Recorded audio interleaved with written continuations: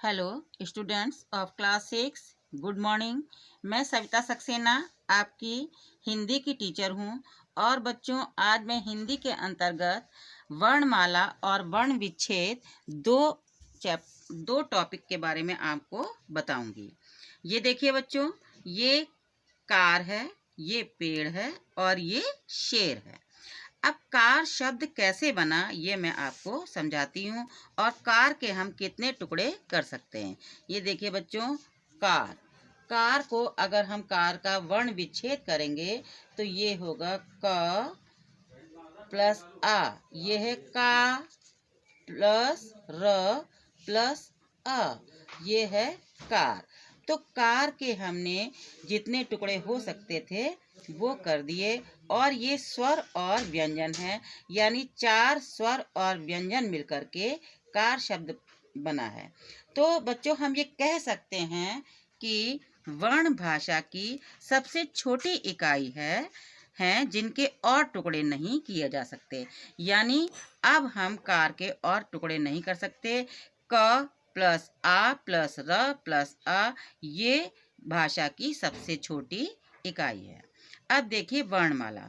ध्वनियों को लिखकर प्रकट करने के लिए वर्णों की सहायता ली जाती है। हमारे मुंह से जो ध्वनियाँ निकलती हैं, जो हमारे मन में मूक रूप से विचार उत्पन्न होते हैं, वो ध्वनियों के माध्यम से हमारे मुंह से बाहर आते हैं। और वही ध्वनियों को जब हम व्यवस्थित और क्रमबद्ध रूप में रखते हैं तो इसे वर्णमाला कहते हैं। तो बच्चों, हम कह सकते हैं कि वर्णों के व्यवस्थित और क्रमबद्ध समूह को वर्णमाला कहते हैं।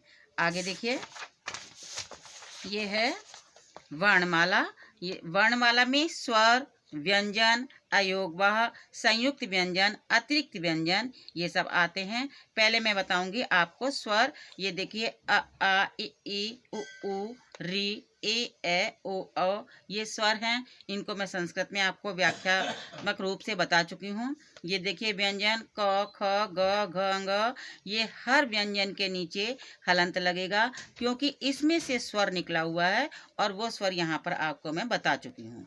फिर च छ ज झ य, ट ठ ड ढ ण, त थ द ध न, प फ ब भ म। ये बच्चों 1 से लेकर 25 तक व्यंजन होते हैं। और इसके अलावा जो व्यंजन होते हैं उनको क्या क्या कहते हैं? अंतःस्थ कहते हैं, य र ल व। ऊष्म व्यंजन कहते हैं, श श स ह, संस्कृत में भी यही है, और ये मैं आपको डिटेल में समझा चुकी हूँ।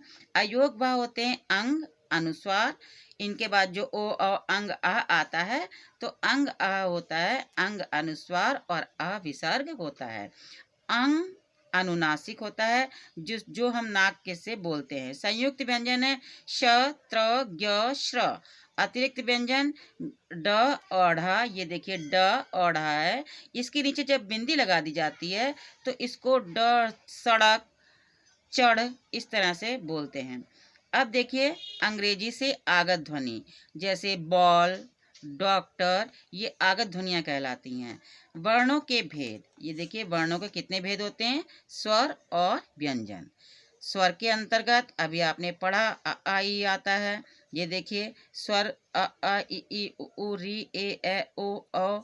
ये डायग्राम देखिए, वर्ण, स्वर, व्यंजन। वर्ण के अंतर्गत स्वर व व्यंजन दोनों चीजें आती हैं।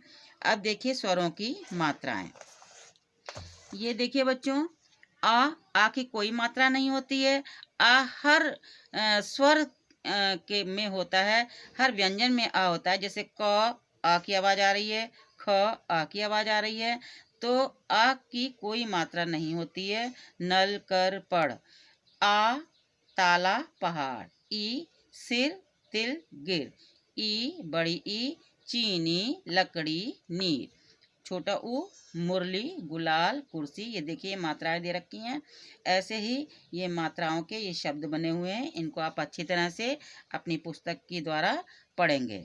अब देखिए इनको हम जान लें कि आ की कोई मात्रा नहीं होती है। जैसा कि मैंने अभी आपको बताया, व्यंजन को आ रहित दिखाने के लिए वर्णों के नीचे, ये देखिए वर्णों के नीचे हलंत लगाने पर इस वर्ण में से हमने स्वर को अलग कर दिया है। का के नीचे हलंत लगाने का मतलब क की जो ध्वनि है उसमें से जो आ की आवाज निकलती है, इस आ को हमने इस व्यंजन में से निकाल दिया। अब देखिए, री का उच्चारण री की तरह किया जाता है। री की मात्रा, ये देखिए री की मात्रा इस तरह से लगती है जैसे गृह, कृपा आदि। मात्राएं वर्णों के चारों तरफ लगाई जा सकती हैं, दाएं, बाएं, ऊपर, नीचे, बीच में। ये देखिए, काम में हमने दाएं लगाई है, किला में हमने का में बाईं तरफ लगाई है, कुल में हमने नीचे लगाई है और केला में हमने ऊपर लगाई है। नीचे, ऊपर, दाएं, बाएं सब तरफ मात्राएं लगाई जा सकती हैं।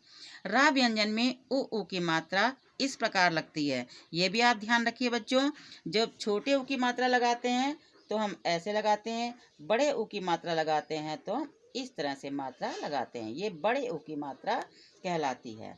अंग्रेजी ध्वनि आ का प्रयोग अंग्रेजी शब्दों में होता है। ये मात्रा के ऊपर अर्धचंद्राकार रूप में आ आती है, जैसे कॉल, बॉल, कॉफी, डॉक्टर आदि। ध्यान दें, ये मात्रा नहीं है, ये आगत स्वर कहलाते हैं।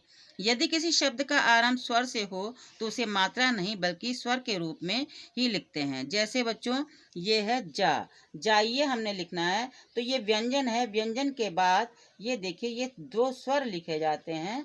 ये जाइए इस तरह से नहीं लिखा जाता है क्योंकि ये हो जाएगा व्यंजन, और जाइए को दो स्वर के रूप में लिखा जाता है इसके शुरू में अगर व्यंजन आए तब। आगे देखिए, आगत ध्वनियों का प्रयोग उर्दू, अरबी, फारसी तथा अंग्रेजी शब्दों में होता है, जैसे फ्रीज, कागज आदि। अभी मैं आगे आपको और पढ़ाऊंगी। Thank you children.